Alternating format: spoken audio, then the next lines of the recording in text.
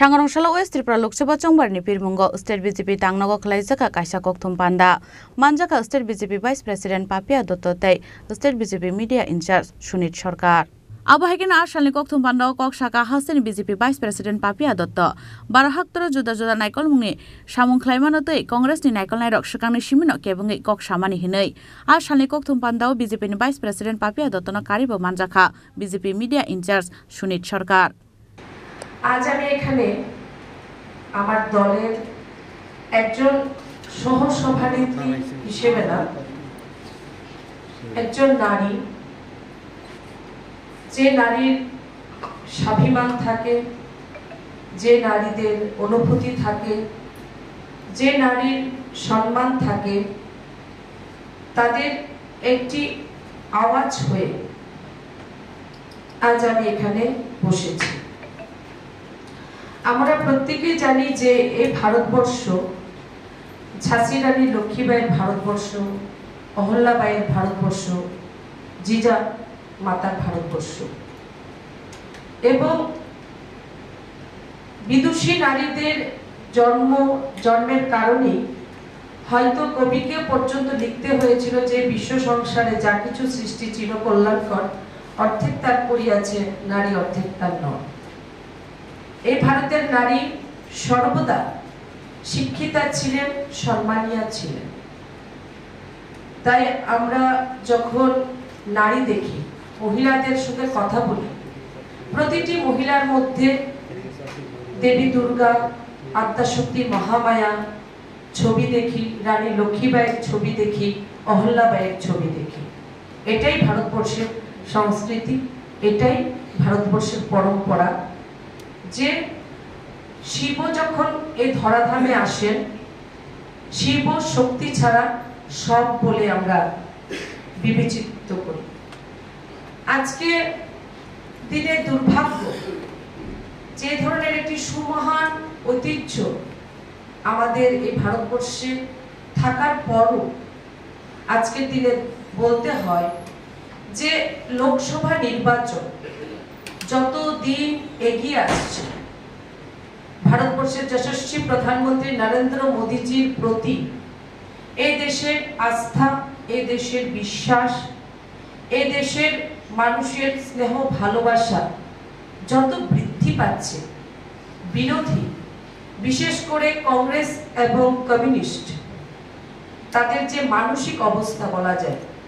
মানসিক অবস্থা তারা অনেকটা আমি বলবো আজকের দিনে হারিয়ে ফেলছে।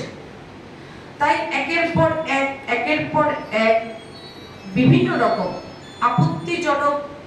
তারা কমেন্ট করছে এবং ব্যবহারের মাধ্যমে এটাই প্রতিফলিত হচ্ছে যে তারা আজ সঠিক জায়গায় নেই। বিশেষ করে ভারতবর্ষের বিভিন্ন সময় সাম্প্রতিককালে যদি আমরা দেখি, বেশ কিছুদিনের সময়কালটা যদি আমরা দেখি, ভারতবর্ষের বিভিন্ন প্রতিষ্ঠানে যারা গরিমার সঙ্গে যারা নিজের দায় দায়িত্ব পালন করছে, রাজনৈতিক ক্ষেত্র হোক, সামাজিক ক্ষেত্র হোক, বিভিন্ন ক্ষেত্রে তাদের নিয়ে কংগ্রেস নেতৃত্ব, বিশেষ করে যদি আমরা দেখি কংগ্রেসের যিনি সাধারণ সম্পাদক রণদীপ সুরজেওয়ালা, প্রবীণ আমাদের বিজেপি নেত্রী, আমাদের সাংসদ হেমা মালিনীজির উপর কিছুদিন আগে যে নিন্দনীয় এবং অশালীন মন্তব্য করেছেন, সেটা করার কারণে না শুধুমাত্র নারীর সম্মানে সেটা আঘাত হয়েছে, এটা ভারতবর্ষের রাজনীতির জন্য একটা অশনি সংকেত বলে আমরা মনে করি। তারপর দেখুন, এখানে তথ্য অনেক আছে, আমি এখানে পড়তে যাই সেটা অনেকটা সময় লাগবে, কিন্তু আপনারা যেহেতু মিডিয়া, আপনারা হলেন দর্পণ সমাজের, আপনাদের মাধ্যমে কিন্তু এই বিষয়গুলো আমরা পাই এবং মানুষের সামনে আপনারা তুলে ধরেন। আমরা যদি সাম্প্রতিককালে দেখি, বেশ ধারাবাহিকভাবে, শুধুমাত্র এক দুটি ঘটনা নয়, ধারাবাহিকভাবে এই ঘটনাগুলো ঘটছে। 25শে মার্চ কংগ্রেসের যে সোশ্যাল মিডিয়া যে হ্যান্ডেল যেটা টুইটার, সেখানে আমরা দেখলাম কংগ্রেসের মুখপাত্র যিনি সুপ্রিয়া শ্রীনাথের বিজেপি প্রার্থী তথা বিখ্যাত আমাদের ভারতবর্ষের যিনি বলিউডের যিনি অভিনেত্রী কঙ্গনা রানাওয়াতের বিরুদ্ধে একটি কুরুচিকর মন্তব্য করেছে, যেটা মানে বলবো আজকের দিনে দাঁড়িয়ে অনেক বেশি দুর্ভাগ্যজনক। তার পরবর্তী সময় যদি কংগ্রেসের আমরা দেখি প্রাক্তন সহকর্মী শ্লীলতাহানির অভিযোগে দিল্লি পুলিশ কংগ্রেসের আইটি সেলের যিনি সদস্য চিরাগ পটনায়ককে পর্যন্ত গ্রেফতার করা হয়েছিল। এবং একের পর এক অভিষেক মানু সিংভি যিনি কংগ্রেস নেতা এবং রাজ্যসভার সাংসদ হিসেবে যার পরিচিতি, উনারও একটি ভিডিও প্রকাশিত হয়েছিল যেখানে যে জায়গায় উনি একজন মহিলা